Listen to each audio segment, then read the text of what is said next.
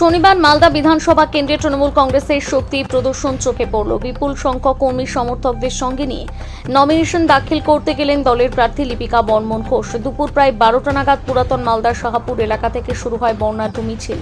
মিছিলে উপস্থিত ছিলেন পুরাতন মালদা পৌরসভা chairman Bibhutibhushan Ghosh, vice chairman Shafiqul Islam, প্রাক্তন চেয়ারম্যান কার্তিক ঘোষ, আইএনটিটিউসি জেলা সভাপতি বিশ্বজিৎ হালদার, গ্রামীণ ব্লক সভাপতি সুদীপ্ত রায় সহ একাধিক নেতা কর্মীরা।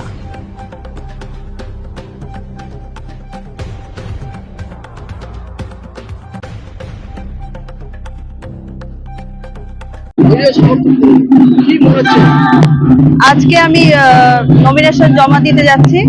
আমি আপামোর 50 এসসি বিধানসভার জনগণদের কাছে আশীর্বাদ চাইবো।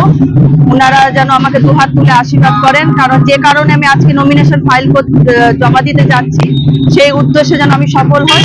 কারণ দীর্ঘ 13 বছর থেকে আমি মানুষের পাশে থেকেছি, দিদির উন্নয়নের পাশে থেকেছি। আমি সব দলীয় সবার সমর্থনে নিয়ে আমি আজকে নমিনেশন ফাইল জমা দিতে যাচ্ছি এবং প্রচুর জনজোয়ার রয়েছে, আপনারা দেখতে পাচ্ছেন। আমি আবারও মালদাবাসীকে এবং আমাদের 50 এসসি বিধানসভা মালদার প্রত্যেক জনগণের কাছে, বড়দের কাছে আশীর্বাদ চাইবো এবং ছোটদের কাছে ভালোবাসা চাইবো।